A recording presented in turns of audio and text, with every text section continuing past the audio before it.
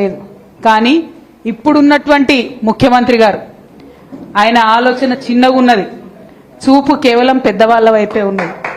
అందుకే అంత పెద్ద అంబేద్కర్ ఉన్నా కూడా ఆయన చిన్న చూపే చూస్తున్నాడు. ఇంతవరకు అంబేద్కర్కి దండ వేయకుండా నట్ట నడిబొడ్డున సెక్రటేరియట్ పక్కనున్న అంబేద్కర్కు దండ వేయకుండా ఆయన అంబేద్కర్ గారిని అవమానించే స్థాయి ముఖ్యమంత్రికి లేదు. కానీ అంబేద్కర్ వారసులైనటువంటి మనందరినీ కూడా అవమానం చేస్తున్నాడు అన్న విషయాన్ని నేను ఈ సందర్భంగా తెలియజేస్తా ఉన్నా. మరి ఈ వేదిక ద్వారా ముఖ్యమంత్రి గారిని నేను డిమాండ్ చేస్తా ఉన్నా, మీరు అంబేద్కర్ జయంతి ఏప్రిల్ 14 వస్తున్నది, ఆ లోపల ఖచ్చితంగా పెద్ద అంబేద్కర్కు రాష్ట్రంలో ఉన్నటువంటి క్యాబినెట్ అంతా కూడా పోయి దండ వేసి గౌరవించాలి.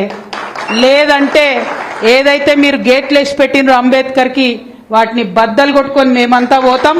మా అంబేద్కర్ను ఎట్లా గౌరవించుకోవాలో ఖచ్చితంగా అట్లా గౌరవించుకుంటాం. ఎందుకు అంబేద్కర్ ప్రస్తావన ముందు తీసుకొచ్చిన అంటే, అంబేద్కర్ని గౌరవించలేడు, మన ఆకలిని గౌరవిస్తాడని అర్థమవుతుంది ఆయనకు. మన బాధ కేసీఆర్ కాబట్టి ఆయనకు అర్థమవుతుంది కాబట్టి దళిత బంధు అనే కార్యక్రమం పెట్టిండు. ఆనాడు ఎన్నికలు ఉన్నాయి, ఆ ఎన్నికలు దాటడానికి ఏం చేసిండు? ఇక రేవంత్ రెడ్డి చెప్తే ఇక్కడైతే ఎవరు నమ్మరు తెలంగాణలో, కాబట్టి ప్రియాంక గాంధీని పట్టుకొచ్చిండు ఢిల్లీకి. పట్టుకొచ్చి ఆమెకు వచ్చిరాని తెలుగులా ఇప్పుడు 10 లక్షలు ఇస్తున్నాం, రేపు మేము అధికారంలోకి వస్తే 12 లక్షలు ఇస్తామని ప్రియాంక గాంధీతో చెప్పించిండు. రేవంత్ రెడ్డి గారు మొహం చూసి ఓటేయలే. ఇందాక అన్నట్టు మన వాళ్ళకి కొంతమందికి అడిదికు జర గుంజుతుంది అన్నట్టు అప్పుడప్పుడు.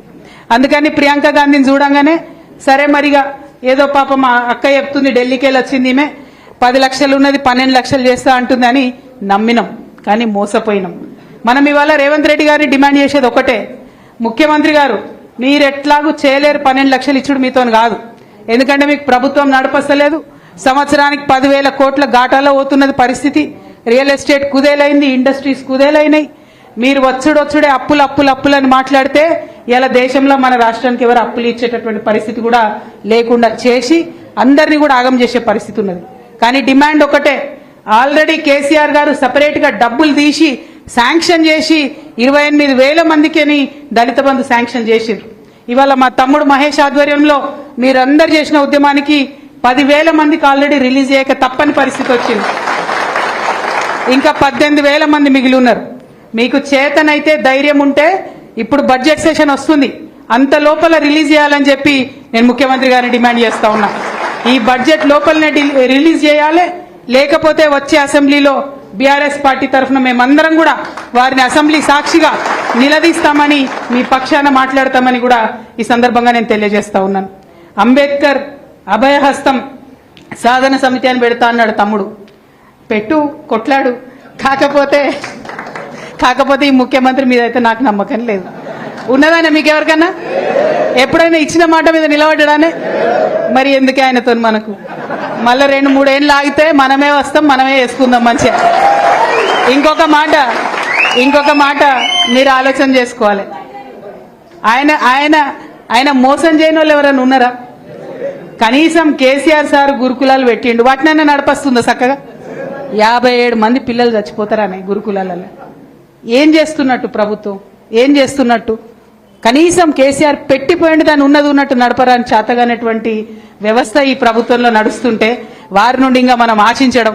మీకు ఒక మాట చెప్పాలి, మీ అందరు లెక్కలు తెలిసిన వాళ్ళు ఉన్నారు కాబట్టి, 33,000 కోట్లు పెట్టిరు ఈసారి బడ్జెట్లో ఎస్సీ ఫండ్ 33,000 కోట్లు పెట్టిండ్రు.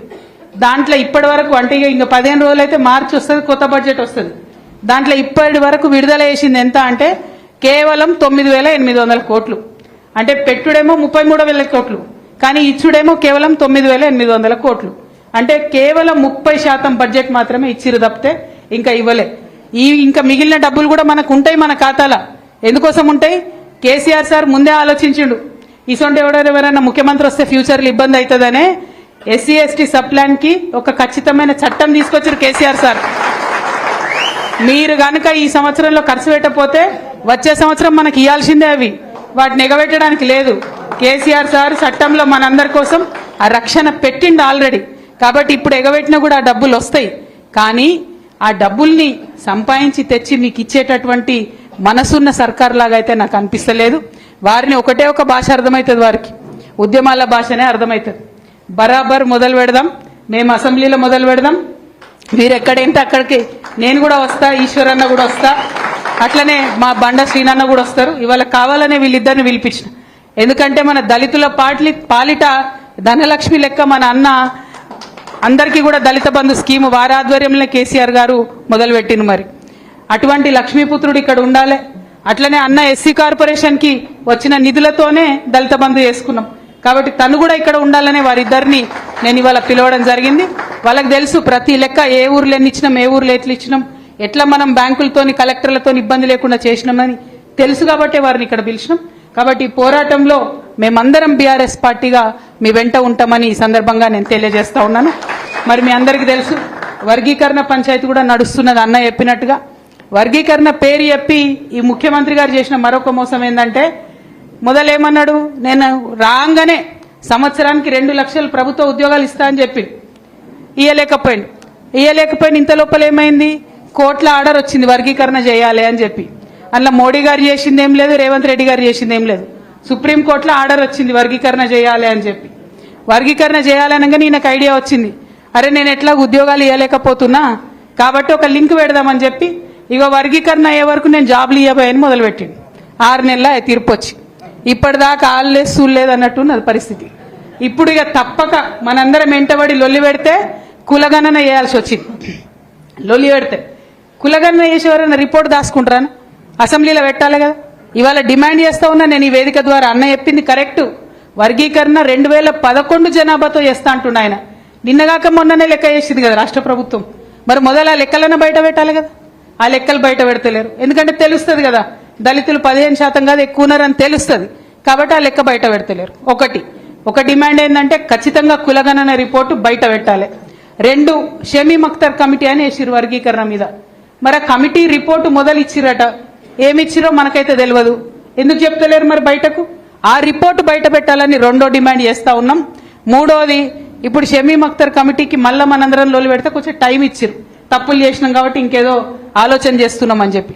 నేను ఒకటే కోరుతా ఉన్నా, వర్గీకరణ చేసుడంటే సమస్య పరిష్కారం చేసుడు.